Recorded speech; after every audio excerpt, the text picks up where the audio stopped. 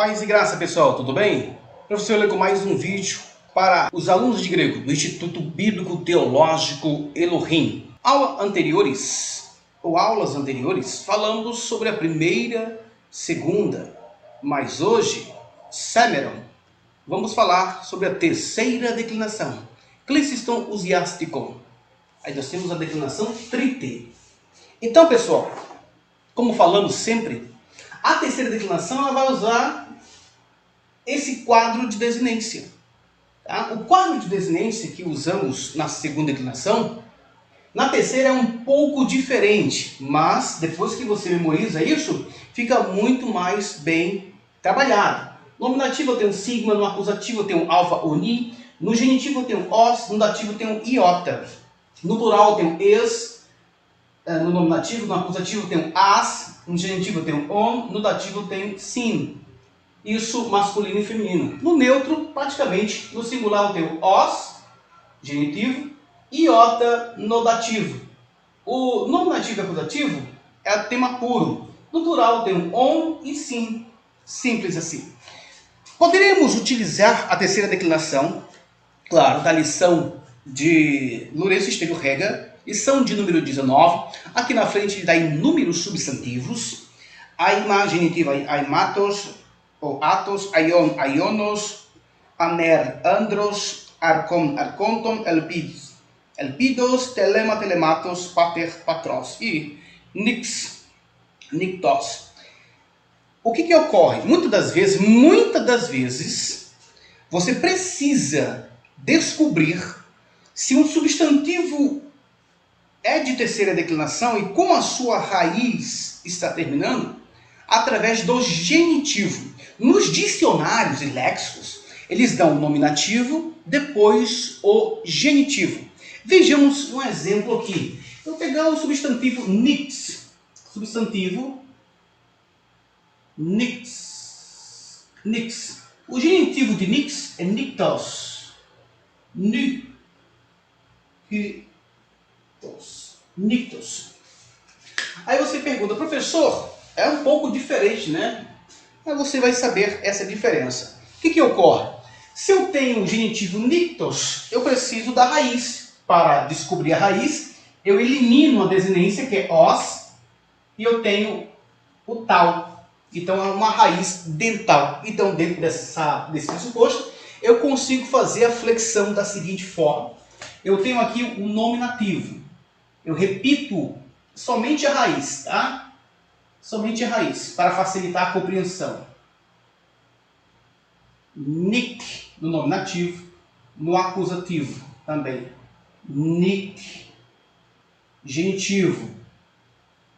Nick, e dativo também. Nick. Nós fazemos isso, tá? Para facilitar a compreensão. Terminou então, o que ocorre? Eu pego a desinência e vou comparar, vou associar, vou ajuntar, e ela pode dar algumas alterações ou não. Por exemplo, eu tenho aqui o nominativo, eu vou flexionar o nominativo. Claro, tenho a raiz, eu pego a desinência, sigma. O que ocorre? O tal, antes do sigma, ele sofre síncope, ele cai na verdade, e fica somente o kappa. Aí eu tenho o kappa, que é uma consoante cultural, mas o sigma gera psi, ok? A consoante gutural, quando elas encontram com sigma, ela vai gerar uma outra consoante, tá bom? Então, gera o psi. Eu tiro essas terminações aqui, porque o resultado final é esta aqui, ficaria nix. O acusativo, eu tenho aqui o acusativo. Eu utilizo alfa ou ni, isso no singular, tá? Então ficaria nita. Por quê? Eu não posso utilizar ni, o ni aqui, porque o ni aqui é uma consoante e não preciso utilizar uma consoante. Coloco a vogal e vai encaixar perfeitamente, ficaria nicta. Genitivo, eu tenho os, então ficaria nictos. E o dativo, eu tenho iota, ficaria nicti. Ok? Viu como é simples, rápido e fácil? Se formos flexionar para o plural, eu tenho que tirar essas terminações aqui, claro. Colocar perfeitamente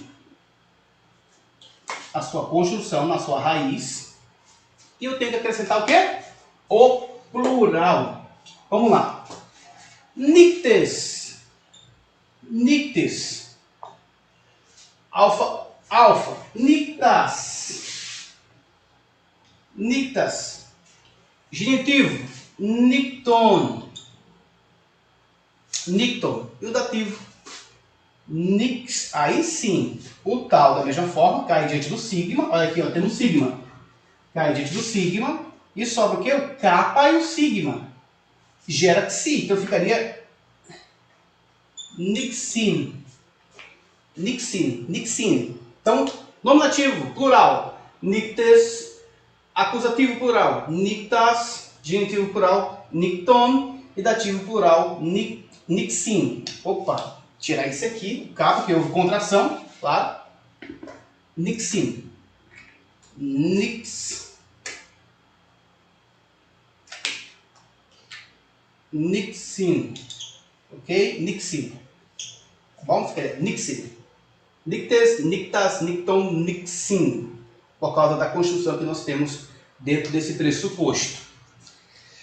Se utilizarmos um outro substantivo, professor, como é que fica? Vamos olhar, vamos ver e vamos trabalhar. Vamos pegar um substantivo aqui. A expressão pater, ela é um pouco diferenciada. Pater, genitivo patros. Pater com seu genitivo em patros. Perfeito. Pater. Pater. Pater. Genitivo. Patros. Perfeito. E que ocorre? Alguns substantivos requer um pouco de cuidado. Tá? Muitas vezes o genitivo aqui, tirando a terminação, não significa que terminou em uma dental e numa líquida. Ok? Então, mas sofreu algumas modificações e nisso os alunos devem ter bastante cuidado. Tá? O que ocorre?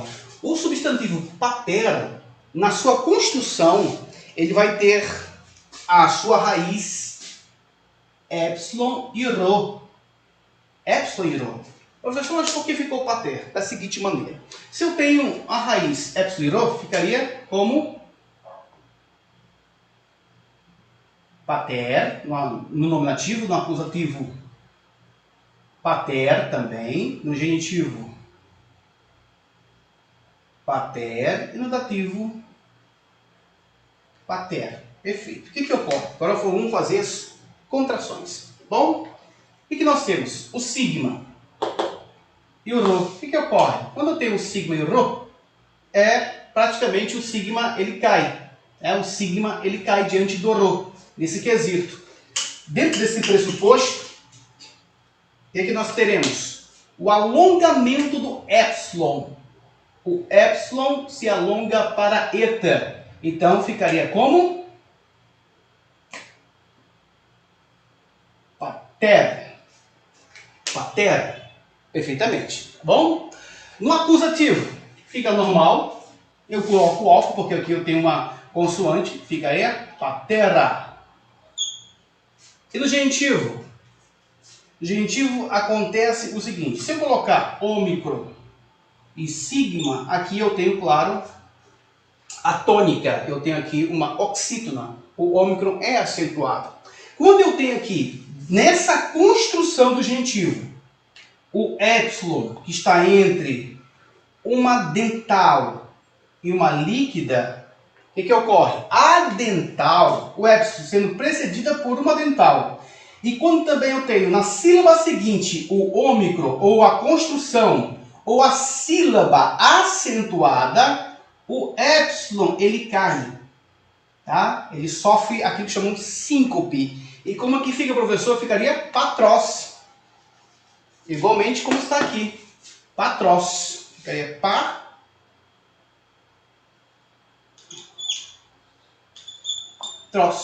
Patros. Patros. Ok?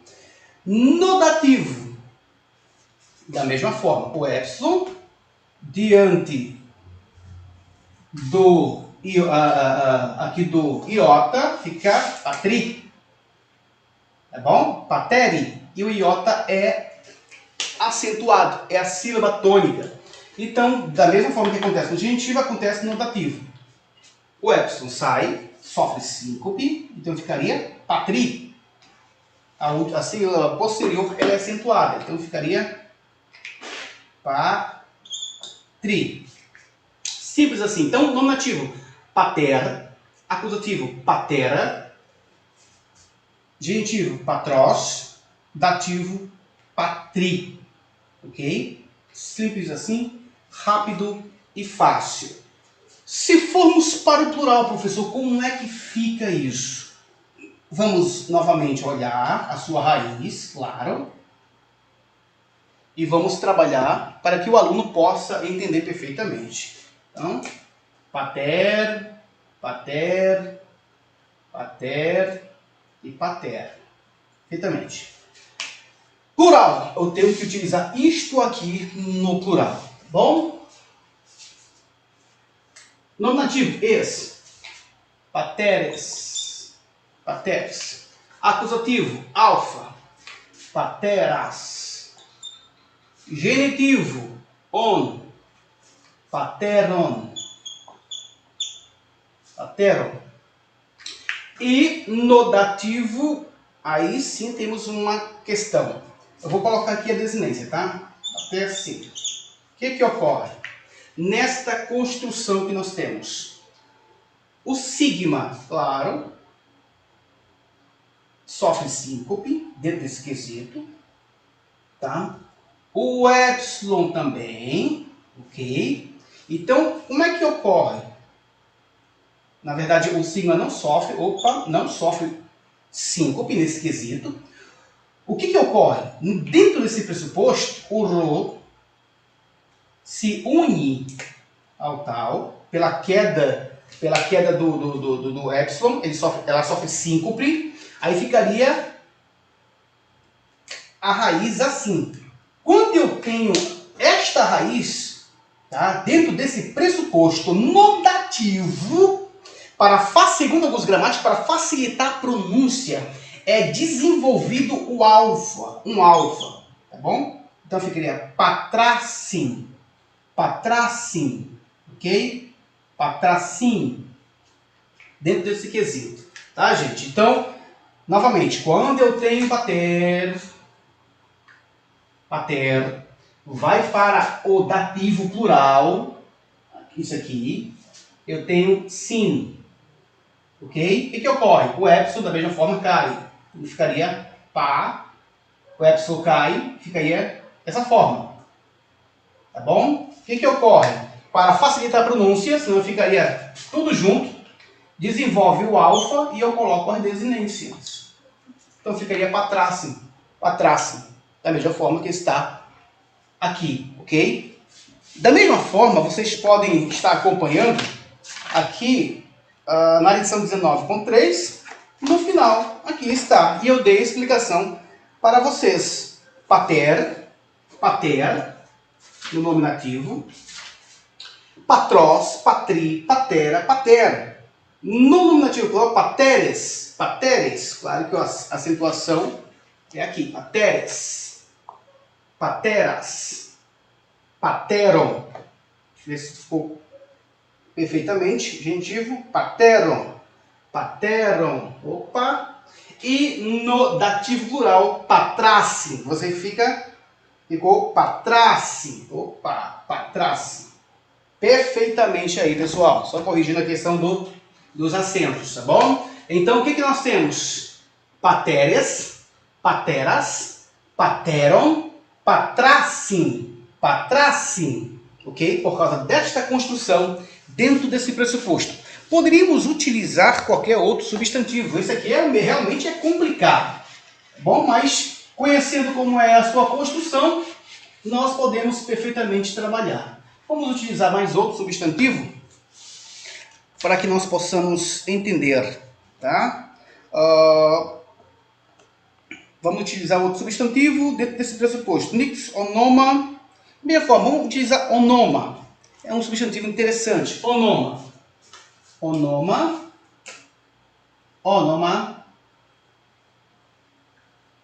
Genitivo onomatos. Vamos colocar matos. Beleza? Onoma, onomatos. Conferindo, onoma,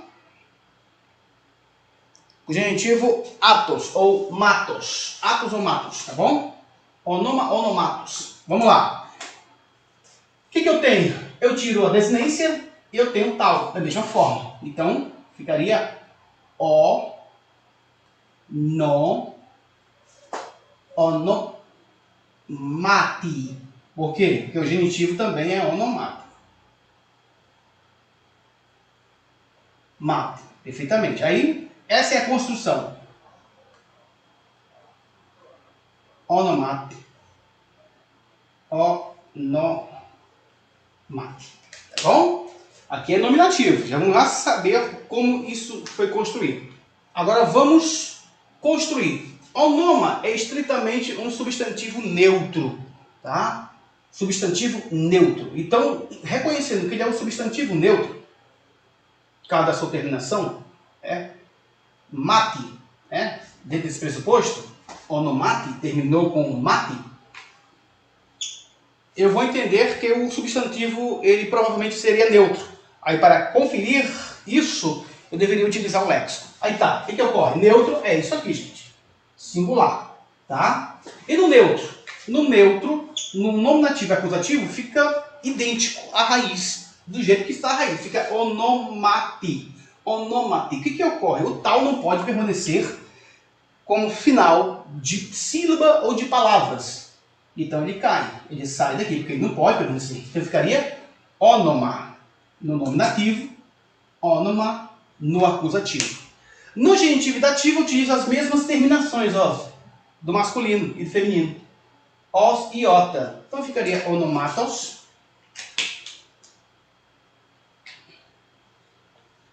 onomatos, onomatos, onomati, onomatos, onomati. Simples, fácil e rápido. No plural, da mesma forma. Ficaria o quê? Se utilizarmos a raiz no plural, tá? Precisamos colocar a sua construção. Onomati, onomati, onomati. Perfeitamente aqui. O que eu utilizo? As terminações do plural. Opa, no plural eu tenho alfa. Alfa no nominativo e alfa no acusativo plural. No plural tenho onomata. Onomata. No acusativo, onomati. Onomata. Da mesma forma. No genitivo aí sim eu tenho onomaton. Onomaton. E no dativo, onomasim. Agora, o que ocorre? Se o tal cai diante do sigma, ficaria onomasim. Onomasim. Beleza?